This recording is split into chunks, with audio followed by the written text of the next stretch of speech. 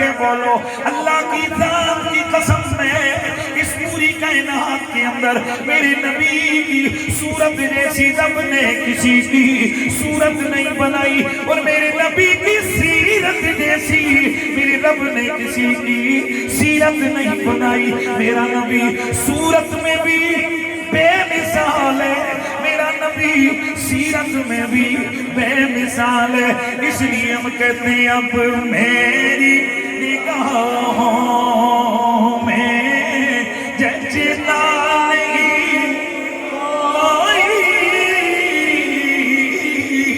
جیسے میرے سرکار ہے، سرکار ہے جیسے میرے سرکار ہے، جیسے میرے سرکار۔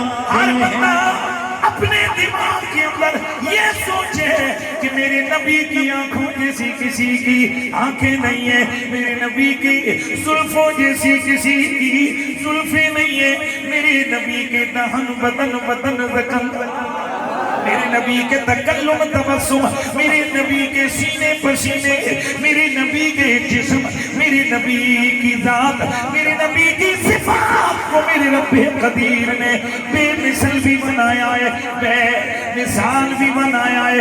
مست ہو جاؤ، توجہ حضور کی جانب اور کہنا شروع کر دو جیسے میرے سرکار ہیں ایسا نہیں کوئی، جیسے میرے سرکار ہیں ایسا نہیں کوئی، تم سا تو ہنسی آنکھ نے دیکھا نہیں کوئی،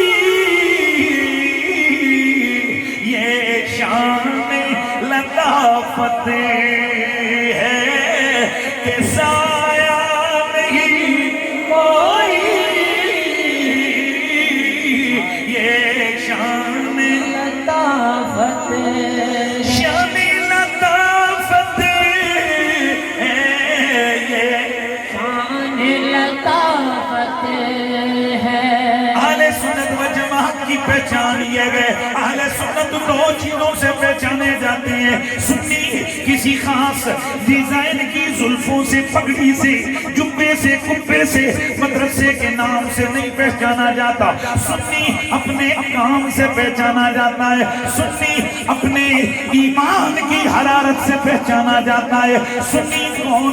سنی وہ جسے تو امتیازی شانیں حاصل ہوں۔ نمبر ایک سنی ادب والا، سنی محبت والا، بولیے یار ماشاءاللہ ماشاءاللہ، سنی ادب والا، سنی محبت والا ہوتا ہے، تو پھر جو محبت والے ہوں انہیں اپنے محبوب جیسا کوئی اور نظر نہیں آتا، جیسے میرے سرکار ہیں ایسا نہیں کوئی، جیسے میرے تم سا تو ہنسی آنکھ نے دیکھا نہیں کوئی،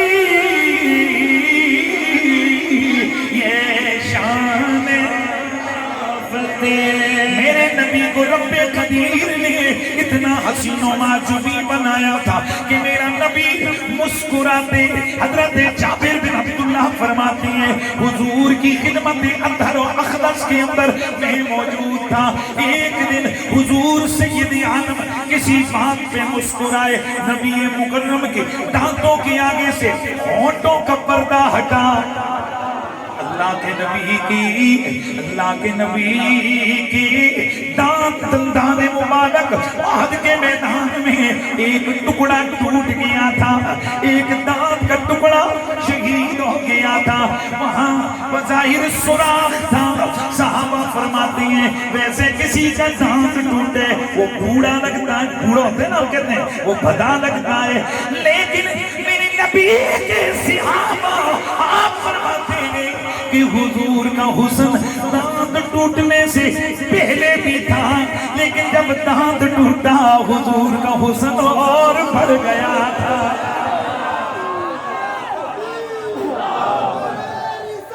حضرت جابر بن عبداللہ فرماتے ہیں اللہ کا نبی جب مسکراتے آپ کے دندان مبارک کا وہ دندان مبارک کے آگے سے ہونٹوں کا پردہ ہٹتا، وہ جو سوراخ تھا ٹوٹے ہوئے دانت کا، وہاں سے نور کی کرنیں نکلتی، یتلألؤ الجدر، حضور کی دندان مبارک کی اس وتھ سے، اس فاصلے سے ایسی نور کی شعاعیں نکلتی جس سے دیواریں ساری روشن ہو جاتی تھی۔ میرا نبی اللہ نے بے مثل و بے مثال بنایا ہے، اس لیے اللہ کریم نے میرے نبی رحمت کا سایہ نہیں بنایا۔ امام صالح جی شامی آپ اس کی وجہ بیان کرتی ہیں کہ حضور کا جسم اطہر کا سایہ کیوں نہیں تھا۔ آپ فرماتے ہیں سایہ نہ ہونے کی وجہ نمبر 1 یہ گئے کہ میرے نبی اکرم سجد کونین سرور کونو مکان کے سر انور کا بھی سایہ بنے۔ توجہ ہے کہ نہیں؟ جب حضور چلیں گے تو سر کا سایہ بھی بنے گا، اگر بنے تو سر کا سایہ بھی بنے گا، جسم کا سایہ بھی بنے گا۔ تو بھئی ہم گزرتے ہیں تو ہمارے سر اور جسم کا سایہ ہمارے ساتھ ساتھ گزر رہا ہوتا ہے کہ نہیں؟ تو جب ہم کسی کیچڑ والی جگہ، کسی گندی جگہ سے گزرتے ہیں تو سایہ بھی وہیں اوپر سے گزرتا ہے۔ فرمایا رب نے سایہ ہی نہیں بنایا کہ کسی گندی جگہ پر میرے یار کا سایہ بھی نہ پڑے، یعنی میرا حبیب گزرے تو ان کا سایہ بھی۔ اور دوسری بات یہ کہ حضور آگے آگے چل رہے ہوں، سورج ادھر ہو، حضور سید عالم کے غلام پیچھے آ رہے ہوں، اب ظاہر ہے سایہ نیچے بنے گا تو کسی کا پاؤں آ جائے سائے پہ رب کو گوارا ہی نہیں ہے۔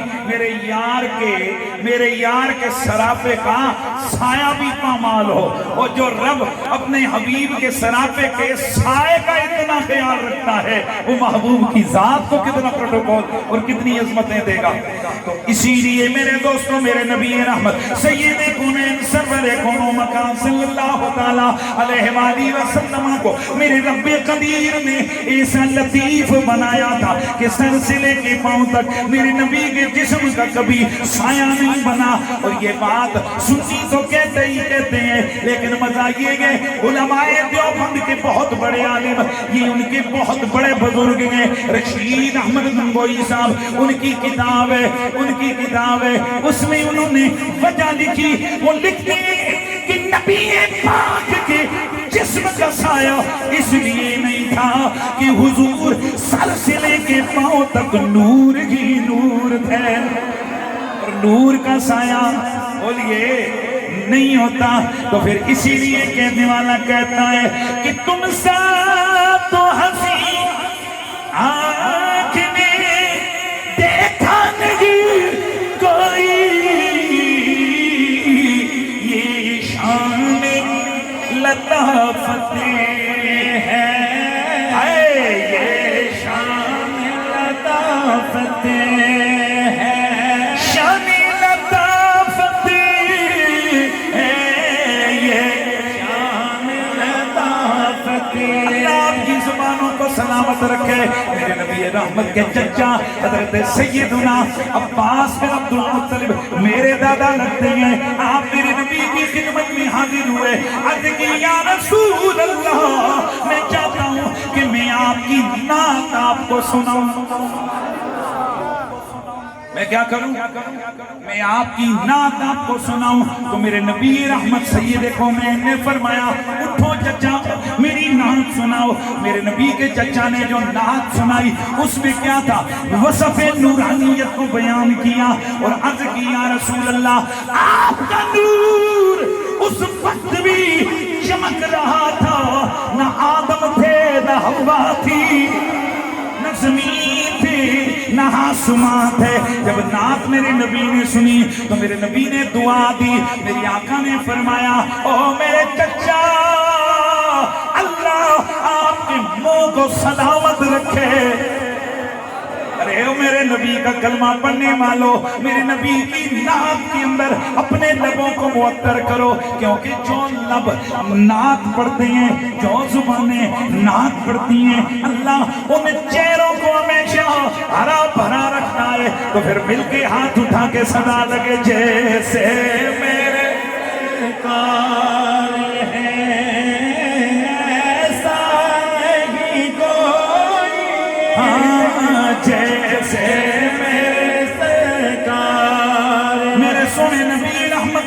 سویرے کونین کی نورانیت و لطافت کی بات ہوئی تو پھر سن لو میرے نبی کا جسم بھی نور نور، توجہ ہے نا، میرے نبی رحمت کا جسم بھی نور، میرے نبی کا لحاف بھی نور، میرے نبی کا بدن زکن بھی نور، میرے نبی کا سینہ و پسینہ بھی نور، میرے نبی کے بال بھی نور نور، میرے نبی کی آل بھی نور نور، تو ہے عین نور۔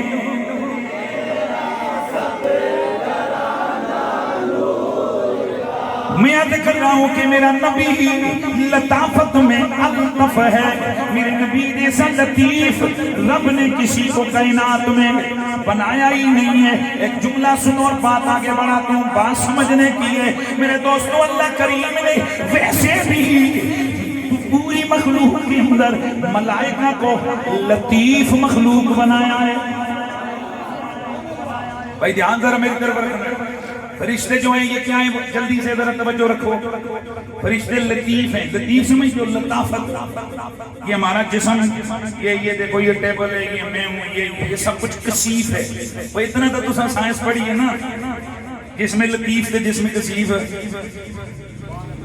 جس میں کثیف کا سایہ بنتا ہے کیونکہ روشنی سیدھی لائن میں سیدھی جہت میں حرکت کرتی ہے، اور جس میں کثیف سے عام لفظ بولا جی صراط مستقیم میں یعنی سیدھی راہ پر روشنی سیدھی حرکت کرتی ہے، اور آگے جس میں کثیف سے جب ٹکراتی ہے تو ریفلیکٹ ہوتی ہے۔ ریفلیکشن پڑھا ہے نا ہم نے، ریفلیکشن آف دا لائٹ، تو ریفلیکٹ ہوتی ہے، اور یہ ریفلیکشن اس کا کس طرح کا ہوتا ہے؟ ریفلیکشن نمبر 1 کہ یہ سیم بالکل واپس آ جاتی ہے، ریفلیکشن 2 اس طرف سرک جاتی ہے، ریفلیکشن 3 اس طرف۔ تو اگر اینگل میں سرکے تو سایہ اینگل پہ بنتا ہے، اور پورا واپس آ جائے تو سایہ سامنے بنتا ہے، شیڈو بالکل سٹیٹ میں بنتا ہے۔ اب ذرا بات کو سمجھنا ہے، اور اگر آگے جسم لطیف ہو، روشنی اس سے گزر جائے تو سایہ بولو سایہ نہیں بنتا۔ اچھا جی، تو یہ بہت ساری چیزیں لطیف ہیں، فرشتوں کو اللہ تعالیٰ نے لطیف بنایا۔ ظاہر فرشتہ لطیف ہے، اس لیے دروازے بالکل بند ہوتے ہیں، باہر 15 چوکیدار کھڑے ہوتے ہیں، یعنی دروازوں کو کنڈیاں لگی ہوتی ہیں، لیکن اسرائیل علیہ السلام اندر اپنا کہانی ڈال کے چلے جاتے ہیں جی۔ جب اندر آ کر کہتے ہیں جی رات کے پچھلے پیر بند دروازوں کے پیچھے سے ملک الموت آئے اور اس کو چک کے لے گئے۔ سوال تو یہ ہے کہ دروازے بند تھے، کنڈیاں لگی ہوئی تھی، اندر کوئی بھی نہیں آ جا سکتا تھا، کدھر سے آئے؟ تو ایک ہی جواب ہے، فرشتہ ہے، لطیف ہے۔ یار پلیز یار، فرشتہ کیا ہے؟ لطیف ہے، اور جس میں لطیف حاوی ہوتا ہے، ادھر جس میں لطیف حاوی ہوتا ہے اس پر کوئی چیز حاوی نہیں ہوتی۔ اس کا مطلب ہے فرشتہ بہت زیادہ لطیف ہے، اور اتنا لطیف ہے ملک الموت کہ جدھر مرضی چلا جائے کوئی رکاوٹ نہیں۔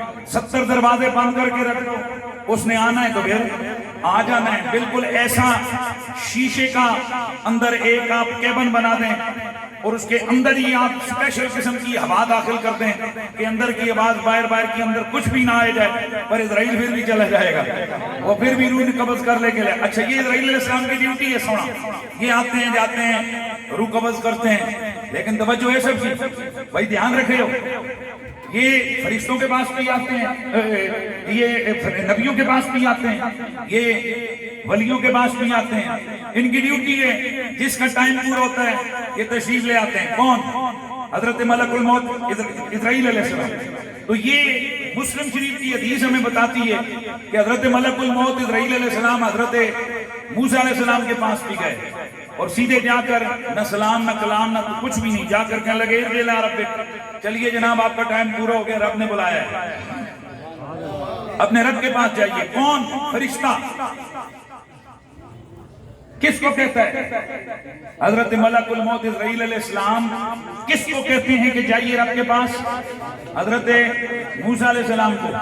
تو حدیث کے الفاظ ہیں، اللہ کے نبی کی حدیث ہے، فَلَّطَمَ مُوسَىٰ فَفَقَعَ عَيْنَ مَلَكِ الْمَوْتِ، ایک مورا تھپڑ حضرت موسیٰ علیہ السلام نے تو ملک الموت کی آنکھ نکل گئی۔ کس کی؟ بولو۔ ملک الموت اسرائیل علیہ السلام کی آنکھ نکل گئی۔ اب یہ اسرائیل علیہ السلام لطیف ہیں، اسرائیل علیہ السلام نور کے بنے ہیں. اور آپ پہلے ایک مقدمہ میں نے آپ کے سامنے بیان کیا کہ یہ جو لطیف ہوتے ہیں یہ حاوی ہوتا ہے، اس پر کوئی حاوی نہیں ہوتا. تو جو جسم کثیف ہوتا ہے وہ جسم لطیف پہ حاوی نہیں ہوتا. اب توجہ کرنا، موسیٰ علیہ السلام کا تھپڑ لگا، حدیث مسلم کی بتا رہی ہے کہ جناب موسیٰ علیہ السلام نے تھپڑ مارا، اسرائیل پاک کی آنکھ نکلی، آنکھ لے کر اپنے ہاتھ پہ نکلا ہوا ڈھیلا رب کی بارگاہ میں پہنچے. مالکہ ایسے بندے کے پاس بھیجا، انہو یہ لا یرید الموت، تیری بارگاہ میں آنا ہی نہیں چاہتا، مجھے ادھر بھیج دیا. یہ دیکھ میری آنکھ کا کیا ہوا. اللہ تبارک و تعالیٰ نے اپنے دست قدرت سے آنکھ کو ٹھیک کیا، پھر بھیجا، پھر جا. اسرائیل اسلام پھر آئے، لیکن اب کے سٹائل بدل گیا، لفظ بدل گیا، بھیجا بدل گیا. آکے عرض کی السلام علیکم ورحمت اللہ. یار مہربانی ہے جڑے بچے چپ ہو، پھر مدد نہیں. سلام کیا، سلام کے بعد پیغام دیا ہے اللہ کے کلیم، اللہ کا پیغام لایا ہوں. اللہ پاک فرماتے ہیں بیل کی پشت پہ اپنا ہاتھ رکھیں، جتنے آپ کے ہاتھوں کے نیچے بال آئیں گے اتنے سال آپ کی عمر بڑھا دوں گا. اچھا تو پھر کیا ہوگا حضور؟ پھر میں حاضر ہو جاؤں گا. تو آپ نے فرمایا میں آج ہی اللہ سے ملاقات کرنے جا رہا ہوں، مجھے کیا ہے میں ابھی جانا چاہتا ہوں. حضرت شاہ عبداللہ محدث دہلوی علیہ الرحمہ آپ فرماتے ہیں جب حضرت موسیٰ علیہ السلام نے جانا ہی تھا تو تھپڑ مار کے پہلے آنکھ کیوں نکالی؟ اور پھر کوئسٹن یہ ہے کہ اسرائیل ہے فرشتوں کا سرداروں میں سے ایک سردار ہے، یعنی 4 اولو العظم مقرب ترین فرشتے ہیں، جن میں پہلے نمبر پہ جبریل ہے، دوسرے نمبر پہ میکائیل ہے، تیسرے نمبر پہ اسرائیل ہے، چوتھے نمبر اسرافیل ہے، چوتھے نمبر پہ اسرائیل ہے. 4 بڑے فرشتوں میں سے ایک فرشتہ. اور آپ سب کو معلوم ہونا چاہیے اہل سنت کا یہ عقیدہ ہے کہ غیر انبیاء میں سے سب سے افضل یہ 4 فرشتے ہیں. مہربانی فرمایا، غیر انبیاء میں سے سب سے افضل یہ 4 فرشتے ہیں. ظاہر پہلی فضیلت تو نبیوں کی ہے، اس کے بعد یہ 4 فرشتوں کی بڑی فضیلت اور بڑی شان اور بڑی اہمیت ہے. ان 4 میں سے ایک تھپڑ مار کی آنکھ نکالی، اور پھر جب انہوں نے پیغام لایا کہ ہاتھ رکھیں اتنے سال ملیں گے، فرمایا چلو پھر میں چلتا ہوں. تو حضرت جناب حضرت مولا علی قاری اور شاہ عبداللہ محدث دہلوی دیگر محدثین نے بھی اس پہ کلام. جب وہ فرماتے ہیں حضرت موسیٰ علیہ السلام نے جانا ہی تھا تو تھپڑ کیوں مارا؟ اور بھئی جانا ہی تھا تو پھر یہ تھپڑ مار کے آنکھ کیوں نکالی؟ تو پھر یہ تھپڑ کیوں مارا؟ وجہ آپ فرماتے ہیں اسرائیل علیہ السلام اللہ کے فرشتے ہیں، اور ان کی یہ ڈیوٹی تھی کہ باقیوں کا معاملہ اور ہے، لیکن جب نبیوں کے پاس جا تو ان سے اختیاراً بات کر. النبی یختار، اللہ کا نبی مختار ہوتا ہے، یعنی اس کو اختیار دیا جاتا ہے کہ آپ نے ادھر رہنا ہے. سبحان اللہ. جناب شاہ عبداللہ محدث دہلوی علیہ الرحمہ آپ فرماتے ہیں آج وہ جو سنت چلی آ رہی تھی، وہ جو سٹائل تھا، وہ جو طریقہ تھا، اور اگلا لفظ بولو وہ جو روایت تھی، وہ جو روایت تھی کہ نبیوں کے دربار پہ آنا ہے اجازت لے کے اختیاراً بات کر کے ادھر رہنا ہے یا ادھر، اور نبی اجازت دے کہ میں نے ادھر جانا ہے، تو پھر بھی قبض ہوتی تھی. آج سٹائل بدلا اسرائیل نے، کہا چلیے، تو جناب موسیٰ نے تھپڑ مار کے بتا دیا نبی اور ہوتا ہے فرشتہ اور ہوتا ہے. پیغمبر کی طاقت بتائی. اگلا جملہ خدا کی قسم آپ کے کلیجوں کو ٹھنڈ دے دے. جناب پیغمبر حضرت موسیٰ نے شان پیغمبرانہ کا بتایا کہ اے اسرائیل میں نبی ہوں، میں پیغمبر ہوں، میں رب کا کلیم ہوں. اور اگلا جملہ ہے وہ اور مزے کا ہے، وہ فرماتے ہیں جناب موسیٰ علیہ السلام نے اپنی ذات کے لیے تھپڑ نہیں مارا، یہ تھپڑ بھی حضور کے لیے مارا. وہ کیسے؟ فرماتے ہیں کہ انہوں نے کہا کہ دیکھو میں ہوں جلالی پیغمبر، میرے پاس آئے بغیر اجازت کے اور ڈائریکٹ کہتے چلیے رب کے پاس، تو یہ رحمت للعالمین کے دربار میں کیسے جائے گا؟ اس لیے انہوں نے تعدیب سکھائی. اور یاد رکھیں یہ نبی اور فرشتے کا مسئلہ ہے، ہم کس خاطر میں کس خاطر میں. نبی افضل ہے، فرشتہ شاگرد ہوتا ہے، نبی استاد ہوتا ہے. سبحان اللہ کی آواز ہے. ہاں خبردار ہے کہ کبھی کوئی بولے کہ اسرائیل یا جبریل نے فلانے نبی کو سکھایا، نہ، نبی کو رب سکھاتا ہے، نبی کو کوئی فرشتہ نہیں سکھاتا، سوائے خدا کے نبی کو کوئی استاد نہیں ہوتا۔ اب جو جملہ بولوں گا، اب جو بات کہوں گا اس کو بڑے مزے سے سننا ہے۔ حضرت شاہ عبداللہ محدث دہلوی، مسلمانوں ذرا سننا، ان کی بھی بات ہے، لیکن میں ایک بہت بڑے دیوبندی عالم ہے، دیوبندیوں کا حوالہ اس لیے دے رہا ہوں کہ عام طور پر ہم سنی تو اس طرح کی عشق کی باتیں کرتے ہی کرتے ہیں، لیکن جو چھوٹی چھوٹی چیزوں پر فتوے لگاتے ہیں جب ان کا حوالہ آتا ہے تو یہ اس لیے ہوتا ہے کہ تاکہ پتہ چلے کہ یہ کوئی ہمارے ہی مسلک کی بات نہیں ہے، یہ پیچھے ساری امت اسی طرح باتیں کرتی جائیے، اگر آج کسی کو سمجھ نہ آئے تو اس کا اپنا نصیب ہے۔ سنیے، یہ بخاری شریف کی شرح فیض الباری، شرح صحیح بخاری، انور شاہ کشمیری صاحب بہت بڑے دیوبندی عالم ہیں، اور میری ذاتی رائے کے مطابق دیوبندیوں کا سب سے بڑا محدث ہے یہ، یعنی دیوبندی علماء میں بڑے بڑے علماء گزرے ہیں، لیکن ان سب میں سے میری نظر میں جو شخص حدیث کے اندر بہت ید طولہ رکھنے والا ہے وہ انور شاہ کشمیری صاحب ہے۔ تو انور شاہ صاحب کشمیری وہ کہتے ہیں کہ حضرت موسیٰ علیہ السلام نے ادھر کہتے ہیں وہ جو تھپڑ مارا نا، کس کو؟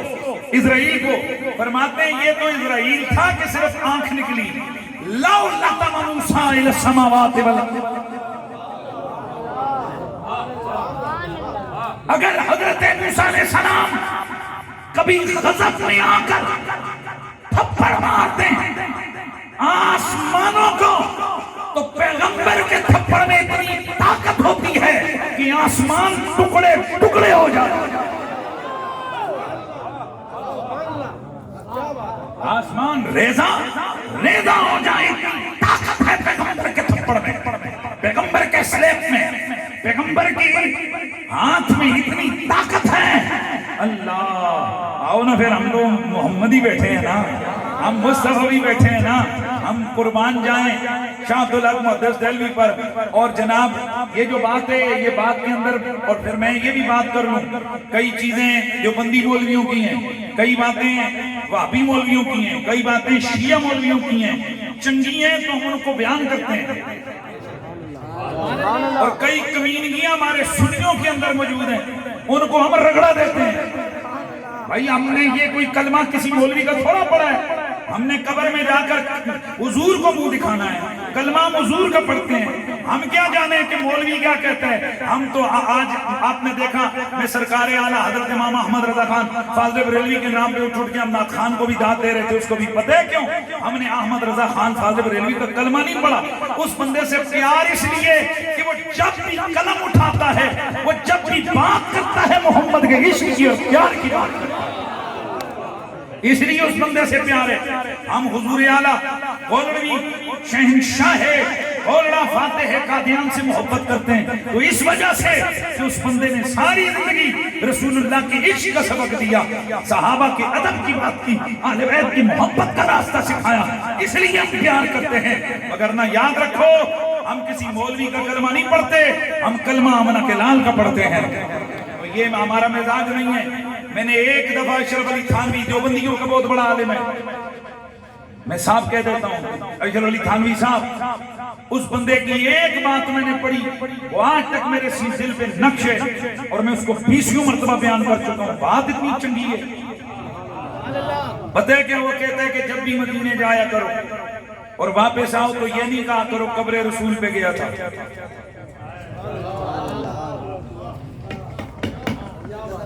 کیا کہا؟ یہ مت کہو کہ میں قبر رسول پہ گیا تھا، کہتے لفظ قبر سے نبی کی موت کا تصور آتا ہے، اور نبی کو ایسی زندگی ملی ہے کہ جہاں موت کا تصور بھی نہیں۔ ایسی چنگی بات کی ہے کہ دل ٹھنڈا ہو گیا۔ ہم نے یہ تو نہیں دیکھنا ہے، ہم نے تو یہ دیکھنا ہے بات چنگی ہے۔ وہ الگ بات ہے کہ چھوٹی سی بات گڑبڑ کر دو تو 15 من دودھ ہو، اس کے اندر 2 ہی قطرے پڑ جائیں تو کام گڑبڑ ہو جاتا ہے، وہ ایک الگ بات ہے۔ لیکن بہرحال اچھی باتیں ہم ضرور کوٹ کریں گے۔ کیا مطلب ہے؟ اشرف علی تھانوی صاحب کیا لکھتے ہیں؟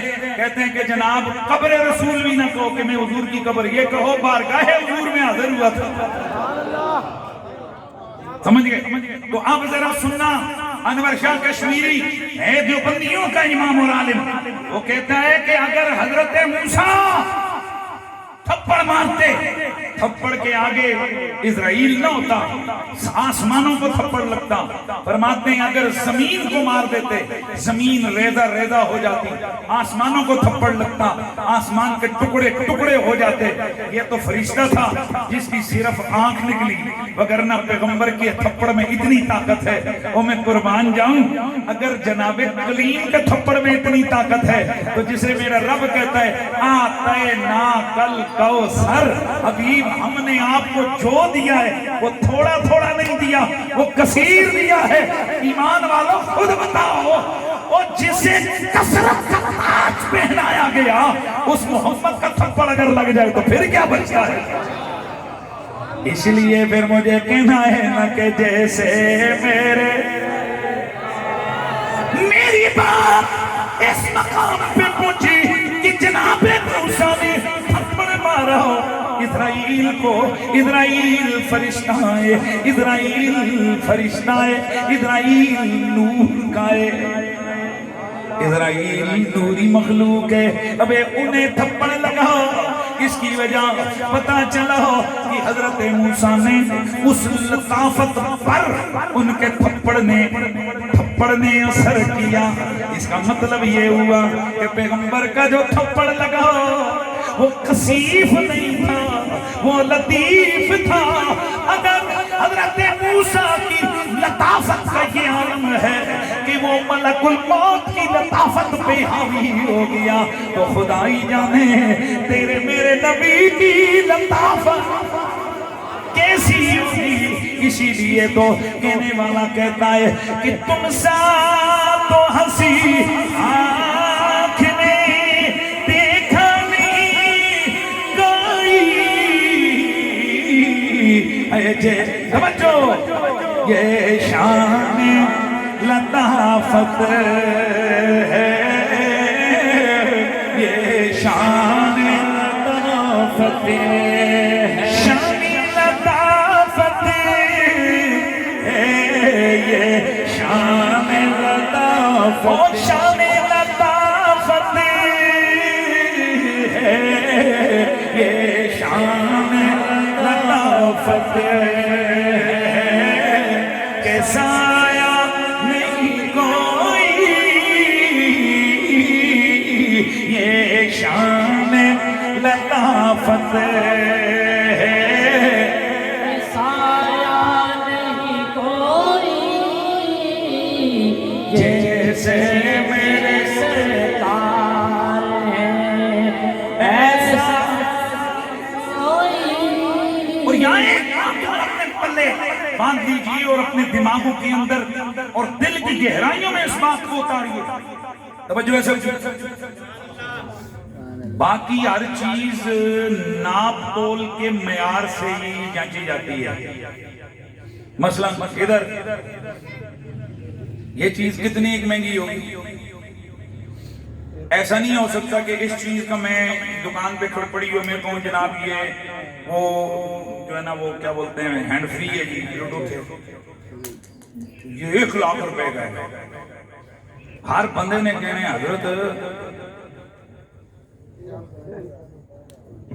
شیط کو پھیرے دی قیمت لاؤ. بہت بڑا جملہ دے رہا ہوں، آج کی رات کا سب سے بڑا جملہ. باقی ہر چیز کے اندر چیز کی کوالٹی معیار اور اس چیز کو جانچ پر رکھ کے عقل کے ترازو پہ تول کے پھر لوگ معیار اور سارا کچھ کرتے ہیں. اب سونا بہت قیمتی دھات ہے، ایسے ہے کہ نہیں؟ لیکن اب کوئی بندہ کہ جی 1 تولہ سونا میں آپ کو 1 کروڑ کا دوں گا، اس کا نا لا جا پڑا کروڑ روپیہ، کروڑ میں تو 1 تولہ کیسے دے گا؟ میں 80 تولے لوں گا. توجہ ہے؟ تو 1 تولہ کیسے دے سکتا ہے؟ تو اس کا مطلب ہے ہر چیز کا ایک معیار ہے. ایک بندہ بازار جا رہا ہے، وہ یہ مائک خرید رہا ہے، وہ قیمت لگاتے ہیں جناب اس مائک کے معیار سے 50 لاکھ روپے دوں گا. اس کا نا جا بھائی 50 لاکھ دے گا، جا اپنا کام کر. ایسے اور خدا کی قسم کائنات میں ایک ذات آمنہ کے لال کی ہے، وہ ایسی ہستی ہیں کہ جب کوئی کلام ان سے منسوب ہو جائے، جب کوئی چیز ان سے منسوب ہو جائے، پھر اس کی جتنا کوئی قیمت لگائے وہ قیمت تھوڑی ہوتی ہے، اس کی عظمت زیادہ ہوتی ہے۔ ویسے مجھے بتاؤ یہ جو تھوکتے ہیں ہم، اس کی کوئی قیمت ہے؟ بولو آیا نہیں، یہ پانی ہے،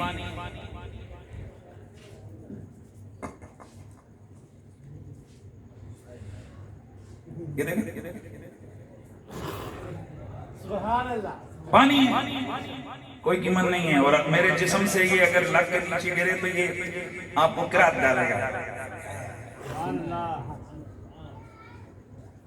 اور آؤ بخاری شریف کی حدیث ہے، حضور کے صحابہ عروہ بن مسعود ثقفی صحابی رسول ہیں، لیکن ابھی جب کلمہ نہیں پڑھا تھا، مسلمان نہیں ہوئے تھے، اس وقت ان کو جاسوس بنا کے بھیجا مکے کے مشرکوں نے حضور کے دربار میں۔ اجازت رکھ چیک کر کے کیا کیسا کتابیں چیک کر کے 3 دن رہا یہ کون؟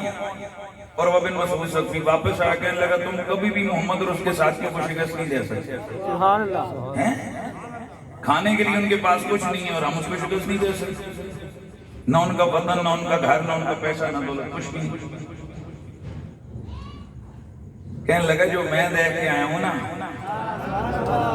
تم دیکھ لیتے، یہ نہ بات کرتے۔ کہا جی تو کیا دیکھ کے آیا؟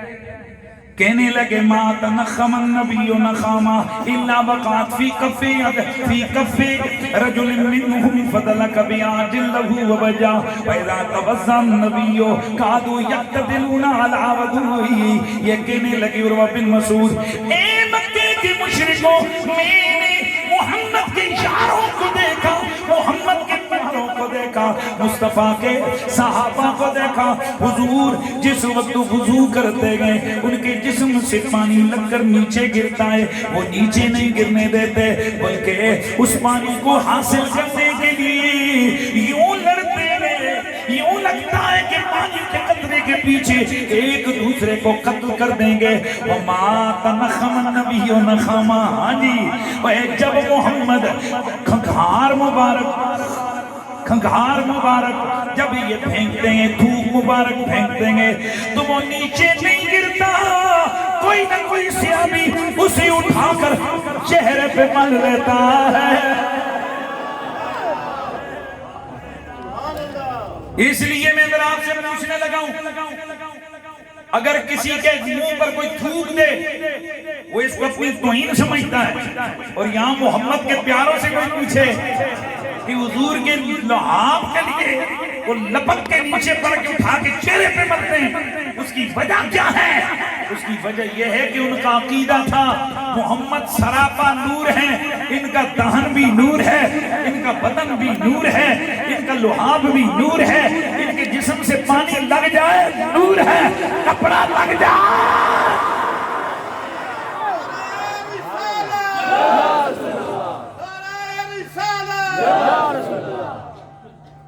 یہ اتنے پیارے سے کریں حضور کے نا، یہ ختم ہی نہیں ہوتی اور دل رجتا ہی نہیں۔ یہ بڑے سیاسی لیڈر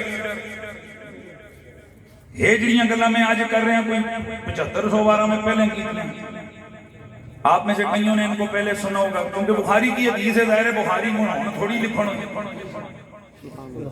بھئی صدیوں پرانی کتاب ہے، ایک گل جڑی ایک بار یہ ہو جاوے تو دوجی باری بندے میں چاس نہیں دیں گے، مزہ نہیں دیتی، ایسے ہی ہے نا۔ پر یار یہ حضور کا کیسا ذکر ہے، میں چھوٹا سا تھا تو میں نعت پڑھا کرتا تھا، جیسے میرے سرکار ہیں ویسا نہیں کوئی، ادھر میں شروع کرتا ہوں سبحان اللہ، اور میری ایک نعت ہے جو جس کی وجہ سے اللہ نے مجھے شہرت دی، تو شاہ خوباں، یہ دیکھو پورا مجمع جناب۔ اب یار آپ نے 20 مرتبہ اس کو سنا ہوا ہے، یہ پھر کیوں کہا؟ دنیا کے کسی بھی بڑے بندے کے بارے میں ایک دفعہ بات کرو، دوبارہ دہراؤ، مزہ کرا ہو جاتا ہے۔ کہتے ہیں یار پہلے کی دیا پھر کیوں کی دیا؟ یہ واحد حضور ہیں کہ جن کا ذکر سننے والوں کو لذت ہی دیتا ہے، مزہ ہی دیتا ہے۔ اگر ایک دفعہ دل کرتا ہے اور ہو، پھر دل کرتا ہے اور ہو، تو پھر ہمیں پڑھنا ہے نا کہ تو شاہ خوباں تو جانے جانا تو شاہ خوبا تو جانے جانا ہے تو شاہ خوبا تو جانے جانا ہے چہرہ الکتاب تیرا نہ بن سکی ہے نہ بن سکے گا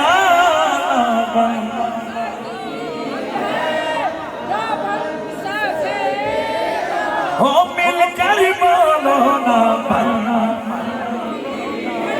میری تقریر ختم ہونے والی ہے میں چاہتا ہوں کہ یہ میرے نبی کی محبت کا ترانہ گلی گلی نگر نگر ایسا ہی میرے نبی کا ترانہ مجھے الحمدللہ پوری دنیا میں بڑے بڑے نعت خانوں نے یہ دوشائے خوبا نعت پڑھی ہے اور اللہ کا فضل ہے میں جس جگہ جاتا ہوں نیچے بیٹھنے والے لوگ بھی آواز لگا دیتے ہیں دوشائے خوبا دعا کرو میں مر جاؤں جب کبھی بھی یہ نعت پڑھی جائے وہاں مجمع میں کوئی نہ کوئی عاشق کہتے دعا کرو محمد کا غلام زہرا پاک کے بچوں کا نوکر یہ پڑھا کرتا تھا دوشائے خوبا ہے چہرہ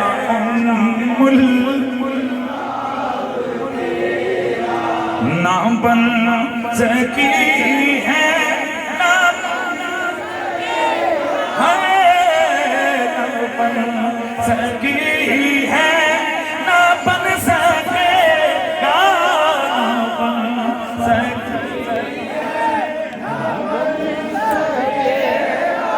نہ بن سکی